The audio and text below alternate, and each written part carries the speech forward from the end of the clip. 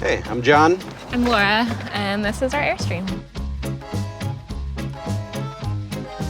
So in our first year, we covered 39 states and moved really quickly every 2 or 3 days. And since then, we've been kind of ping-ponging around the country, spending 1 to 2 weeks in each place. Yep. So we stay in each place for a week or two.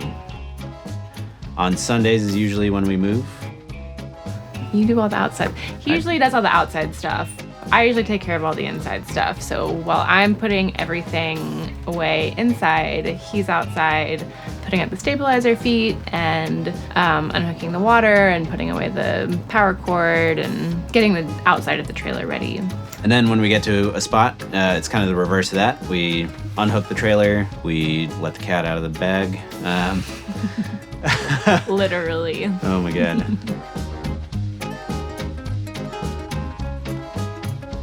My dad died when I was 26. 2011, he died pretty suddenly and got me thinking about my life and what I'm doing with it, and my own mortality, wanting to get on with the things I always wanted to do in my life.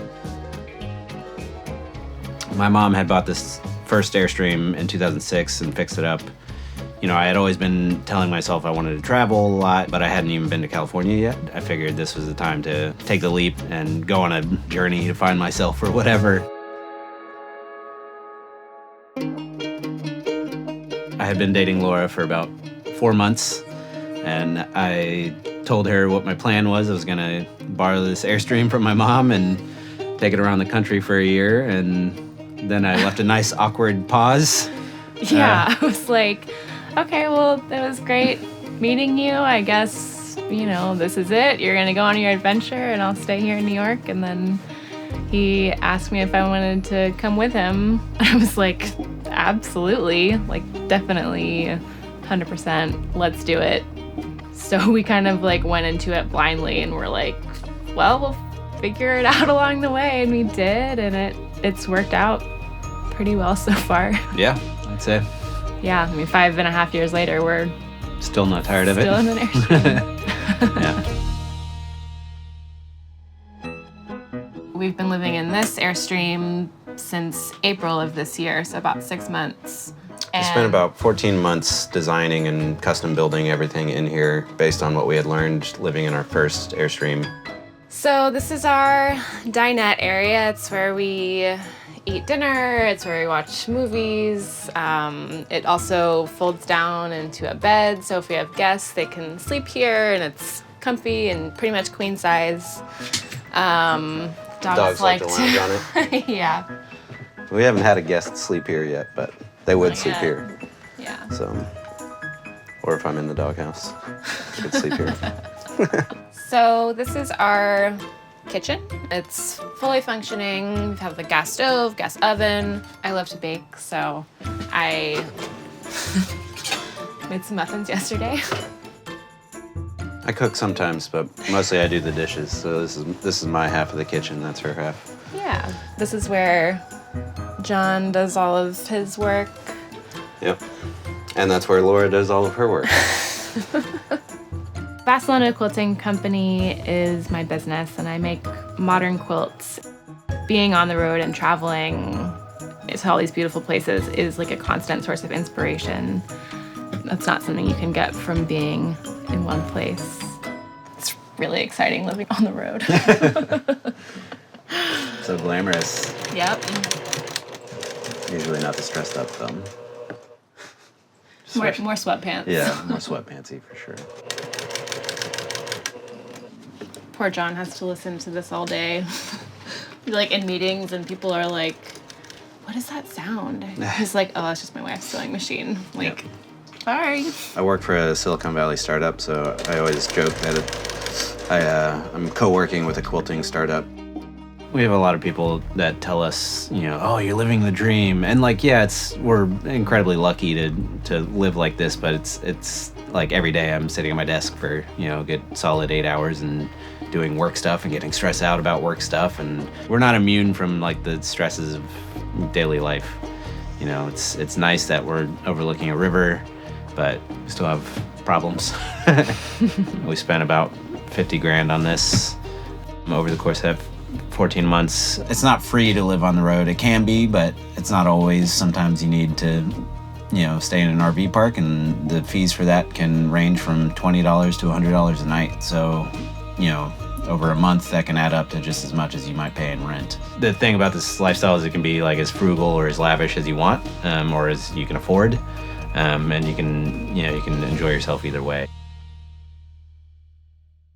There's a couple of dimensions to this. There's the traveling and being able to explore and discover new things on the road. But for me, a big part of this was building this Airstream out, take everything I've learned over my life and apply it to a functional space that I'm going to live in that is inspired by the time we spent in our old Airstream, where we were able to give everything a very specific purpose. And for me, there's a huge process of self-discovery, just being on the road, living in this thing now, it's like a daily reminder, oh yeah, I know about every single rivet in here, I know what's wrong with that window over there. It's nice to live in something I created.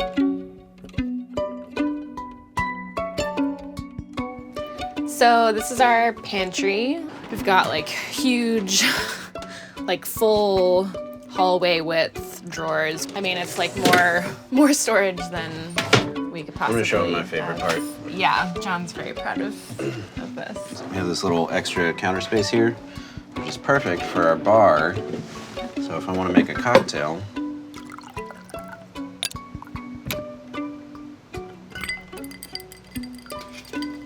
or I'll just drink it straight out of the bottle.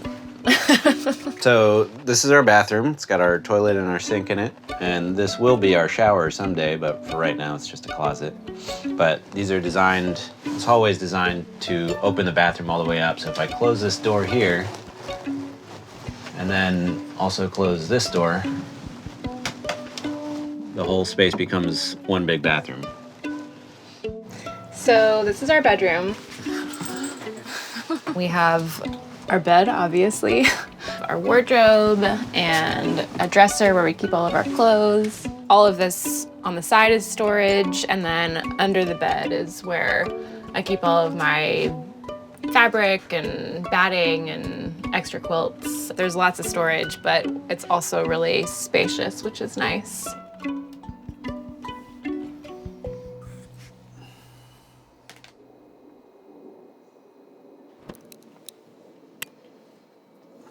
Just no.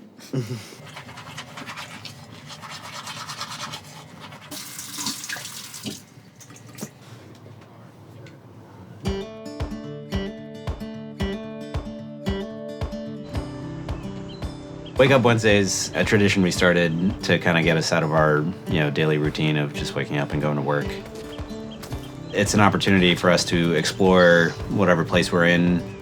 We'll just wake up early, maybe 6 o'clock before sunrise, and drive out to the top of that observation tower, or, go check out that lake. Watch the sunset or Sunrise. Sunrise happens in the morning. Yeah.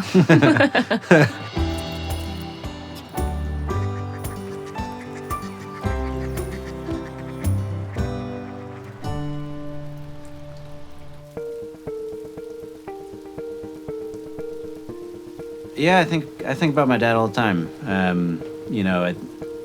Especially, I take it back. I do get sentimental, and I got very sentimental at our wedding, for the obvious reasons. But it was the culmination of all this work, building this Airstream. My dad used to run a cabinet shop down in Florida, so it's the wedding time was pretty emotional because I would want him to see what I built here, and I would want him to meet Laura. We met shortly after he passed.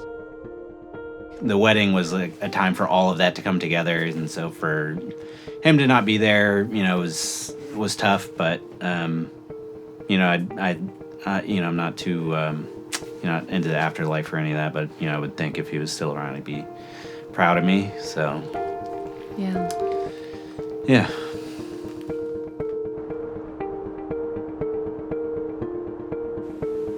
Exploring even the city that you live in, forcing yourself to go someplace new or see your neighborhood in a different way. That's what I've found inspiring. People get so like bogged down in like their daily routine. That's part of the reason why we did Wake Up Wednesday. For me, being in a new place where you can explore new things you've never seen before, meeting new people you wouldn't necessarily have met, traveling kind of opens you up to a lot more new experiences that you wouldn't necessarily get to have being in one place. That's what I like about it.